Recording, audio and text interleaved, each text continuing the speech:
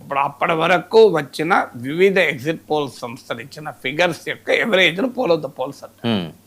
ఇప్పుడు మీకు బెంగాల్ చూసుకుంటే 144 బీజేపీ, టిఎంసీ 143 బీజేపీ. అవును, 294 సీట్స్. అవును. సో 144 143 అంటే 148 రావాలి అధికారంలో రావాలంటే. అవును. So it can swing in any direction అని మనకు అనిపిస్తుంది. అవును, కానీ వాస్తవంగా స్వింగ్ అయి ఉండదు. ఎందుకంటే బెంగాల్ చరిత్రలో ఇంతవరకు ఏ పార్టీ అధికారంలోకి వచ్చినా 2/3 గెలిచారు. మామూలుగా వాళ్ళు ప్రతిసారి 2/3 మేరతో గెలుస్తారు. అందువల్ల ఇది ఒకవేళ ఈసారి హంగ్ అసెంబ్లీ వస్తే రాకూడదని లేదు, గ్యారంటీగా ఎప్పుడు ఒకే రకంగా ఉంటారని it will be an historical verdict అవుతుంది. అంటే బెంగాల్ ప్రజలకు ఉండే నిర్ణయాత్మకమైన తీర్పుకు భిన్నమైన స్వభావం ఉంటుంది. తర్వాత మీకు బెంగాల్కి వచ్చేటువంటి ఇంకో క్యారెక్టర్ ఏంటంటే ఒక అధికారంలో ఉన్న కూటమి పార్టీని ఓడించాలంటే ఒక్క పార్టీతో ఎప్పుడు సాధ్యం కాలే. కూటమి కట్టే ఓడించారు. కాంగ్రెస్ లెఫ్ట్ 1977లో ఓడించినప్పుడు కూడా కూటమి కట్టే ఓడించింది లెఫ్ట్ ఫ్రంట్. మీకు 2011లో తృణమూల్ కాంగ్రెస్ మమతా బెనర్జీ గెలిచినప్పుడు కూడా కూటమి కట్టి తృణమూల్ కాంగ్రెస్ కలిసి ఓడించాయి. ఒకవేళ ఈసారి బీజేపీ గెలిస్తే ఆ ట్రెండ్ను కూడా బీట్ చేసిన వాళ్ళు అవుతారు. నిజంగా ఒక సింగిల్గా వెళ్ళి గెలవడం అనేది. ఇంకొకటి ఏంటంటే బెంగాల్ చరిత్రలో తీసుకుంటే ఒక బలమైన నాయకుడు, ఒక ఇయర్స్ టుగెదర్ ప్రజా పోరాటాలు ఉద్యమాలు ప్రభుత్వానికి వ్యతిరేకంగా నడిపిన నాయకుడినే ప్రజలు నమ్మారు. మీకు జ్యోతి బసు 1967లోనే డిప్యూటీ చీఫ్ మినిస్టర్, 1977లో సీఎం అయ్యాడు. అంతకు ముందు నుంచి ప్రజా ఉద్యమాల్లో ఉన్నాడు. మమతా బెనర్జీ కూడా 1984లోనే ఫస్ట్ టైం ఎంపీ అయ్యారు. మీకు యూత్ కాంగ్రెస్ నాయకులుగా 1975లో జయప్రకాష్ నారాయణ కారుకు అడ్డం పడ్డది ఆమె. సో అప్పటి నుంచి స్ట్రీట్ ఫైటర్ ఆమె 75 నుంచి స్ట్రీట్ ఫైటర్ గా ఉండి 34 ఇయర్స్ కాంగ్రెస్ లోను యూత్ కాంగ్రెస్ నాయకురాలుగా స్టూడెంట్ లీడర్గా లాస్ట్కు బయటకు వచ్చి పార్టీ పెట్టుకుని తృణమూల్ కాంగ్రెస్ నాయకురాలుగా 34 ఇయర్స్ ఫైట్ చేస్తే ఆమె నమ్మారు. సో మీకు ఇప్పుడు బెంగాల్లో బీజేపీకి ఏంటంటే ఒక బలమైన నాయకుడు లేడు. శివేంద్ర అధికారికి ఒరిజినల్ లీడర్ కాదు, డూప్లికేట్. అంటే ఆయన బారో లీడర్. మమతా బెనర్జీ నుంచి సెక్కు నెంబర్ 2గా పనిచేశాడు. సో అందువల్ల బీజేపీకి ఒక నాయకుడు కూడా లేడు, బలమైన నాయకుడు.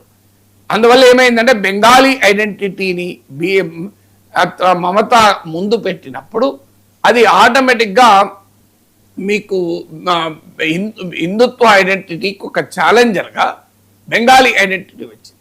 ఈవెన్ హిందుత్వ ఓటు కూడా చీల్చడానికి మీకు ట్రైబల్ రిలీజియన్స్ ఉంటాయి ఆడ. సో ట్రైబల్ రిలీజియన్స్ మేము హిందూస్ కాదు అని వాళ్ళు మొదటి నుంచి మాకు వేరే గుర్తింపు ఇవ్వాలి, 40 లక్షలు నా జైన్స్కి ఇచ్చారు మాకెందుకు ఇవ్వరని వాళ్ళ కూడా వారికి అనుకూలంగా మమతా బెనర్జీ స్టాండ్ తీసుకుంది. కానీ బీజేపీ చాలా పవర్ఫుల్ సోషల్ ఇంజనీర్ రాజమనిషిస్ ఉంటారు. వాళ్ళు ఒక 30 సీట్స్లో వాళ్ళు ఇన్ఫ్లుయెన్స్. ఇప్పుడు ఆ రాజమనిషి కాస్ట్, సో వారికి దగ్గరికి తీసే పని చేశారు. రాజవంశీ లాంగ్వేజ్కి మేము కాన్స్టిట్యూషనల్ రికగ్నిషన్ ఇస్తామని మొదలు పెట్టారు. ఇలా కుద్మీలకు ట్రైబల్ స్టేటస్ ఇస్తామని.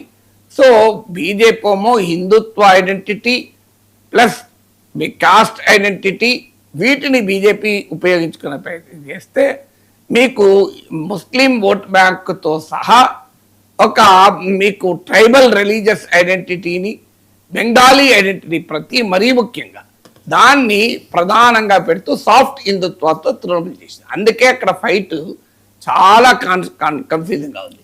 పైగా బెంగాల్లో ఉన్న ఒక నిర్బంధ పూరిత వాతావరణంలో మీకు ప్రజలు ఎంత ధైర్యంగా బయటికి వచ్చి మేము పలానా పార్టీకి ఓటేస్తామని చెప్తారన్నది కూడా అనుమానాస్పదమే.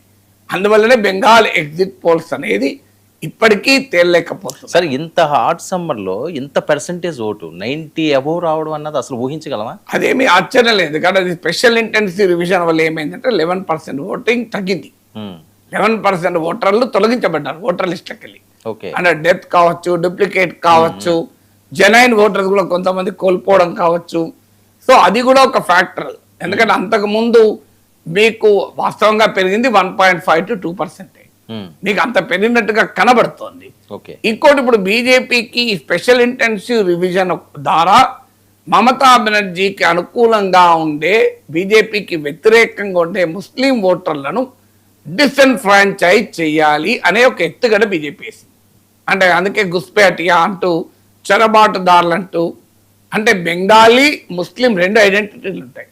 ఆ 2 కలిసి ఉన్న ఐడెంటిటీ. బెంగాలీ కావచ్చు, ముస్లిం. ఇప్పుడు తెలుగు ముస్లిమ్స్ ఉండరా గుంటూరులో మీకు? కానీ బీజేపీ తెలివిగా ముస్లిం అంటేనే బంగ్లాదేశీ, ముస్లిం అంటే ఇండియన్ కాదు అని. ఎందుకంటే అక్కడ బెంగాల్, అస్సాంలో ఏమవుతుందంటే బంగ్లాదేశ్ నుంచి పెద్ద ఎత్తున మీకు వచ్చారు. ఏది చొరబాట్లు, అక్రమ చొరబాట్లు ఉన్న మాట నిజం, రకరకాల రూపాల్లో వచ్చారు. దాన్ని ఉపయోగించుకొని ముస్లిం ఓటర్లను పెద్ద ఎత్తున తొలగించేది స్పెషల్ ఇంటెన్సివ్. ఓకే. కానీ అక్కడ ప్రాసెస్ లో ఏం జరిగిందంటే హిందూ ఓటర్లను కూడా తొలగించారు, మత్వా ఓటర్స్.